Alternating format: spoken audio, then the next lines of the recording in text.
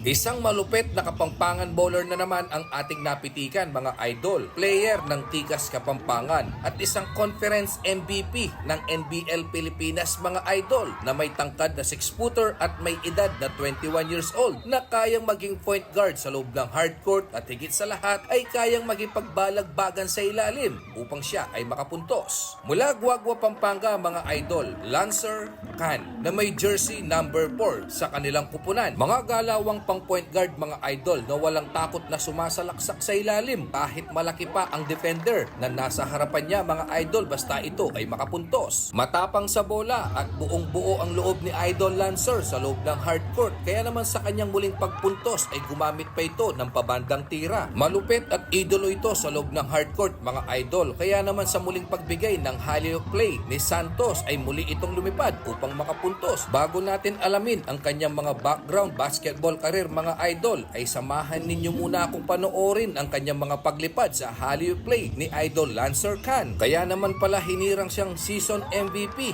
ng NBL Pilipinas mga idol. Isipin mo, siya na ang naglabas ng bola, siya pa ang nakapuntos sa pamamagitan ng alley-oop play. Ibang klase ka, Idol Lancer. Sa larong kinahiligan na hindi na bagito itong si Idol Lancer dahil naririto na ang kanyang iilang basketball background career mga idol. Si Idol Lancer ay nakapag-aral sa Asian College of Aeronautics Pampanga. Nakapaglaro din ito ng Clara Amit 2019, Inter Senior High 2019, Colegio de Sebastian, UCAAP, Region 3 MBCP Nationals, Luwid Kapampangan 21 Under, Luwid Kapampangan NBL Youth, Luwid Kapampangan NBL Pilipinas at sa kasalukuyan, isa ito sa mga pinakamabangis at pinakamalupit na manlalaro ng Tikas Kapampangan mga idol. At sa bawat ligang pinapasukan nitong si Idol, sa pagtatapos ng mga liga ay lagi itong kasali sa mga mythical fight. Iilan lamang yan mga idol sa kanyang mga background basketball career. At kung umabot ka pa sa part ng bidyong ito, ay maaari ka bang mag-comment kapitik kung taga saan ka para naman alam ko kung hanggang saan napadpad ang bidyong ito. At kung gusto mong lagi kang updated sa mga videos na ina-upload ko,